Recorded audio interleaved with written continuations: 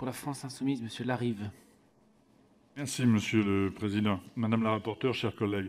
Alors tout d'abord, je tiens à remercier les rapporteurs pour leur excellent travail.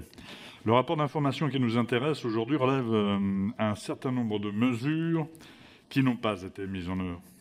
Pourtant, ces recommandations sont d'une importance majeure pour l'amélioration des conditions d'inclusion des élèves handicapés à l'école et à l'université. Permettez-moi d'en évoquer quelques-unes. Augmenter, et ça sort de votre rapport, augmenter le nombre d'enseignants référents de façon à viser un objectif de 100 élèves suivis pour chaque enseignant référent. Pas fait. Rehausser les moyens de la médecine scolaire et universitaire à hauteur de ses missions. Pas fait. Publier largement et régulièrement les chiffres relatifs au nombre d'élèves en situation de handicap sans solution d'accompagnement et régulariser au plus vite leur situation. Pas fait.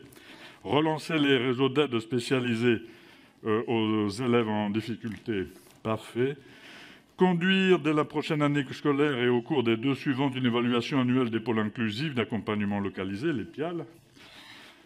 Pas fait.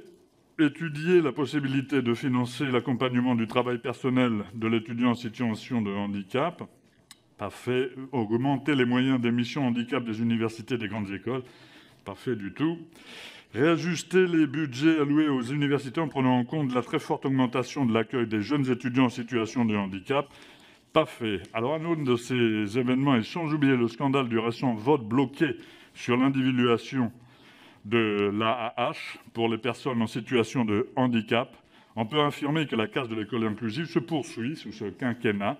Alors, 16 ans après la loi de 2005 pour l'égalité des droits et des chances, la participation citoyenne et des personnes handicapées qui n'est toujours pas respectée, le gouvernement a multiplié les grandes opérations de communication.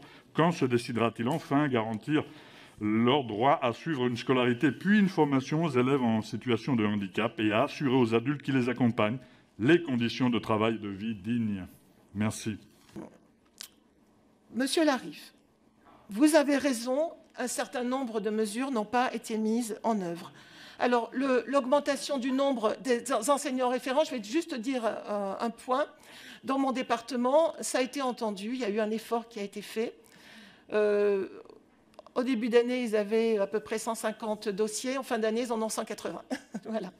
Donc, on est devant ce challenge permanent. L'augmentation des moyens de la médecine scolaire, on a des difficultés de recrutement de médecins. Aujourd'hui, il y a à peu près 800 médecins en poste sur plus de 1100 places. Et l'année prochaine, il n'y en aura plus que 700.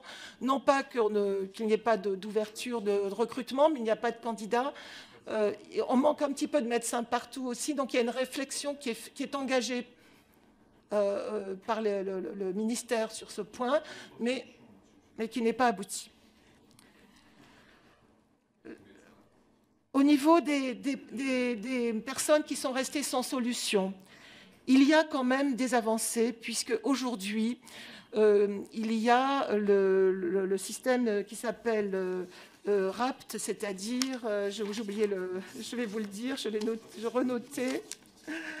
C'est réponse accompagnée pour tous. Voilà.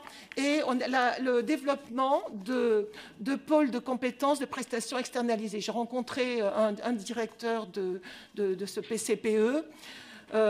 Ils apportent, quand une personne en situation de handicap n'a pas de solution, ils sont chargés d'aller chercher des professionnels, y compris dans le système libéral, pour ne pas laisser la famille sans soutien, sans étayage.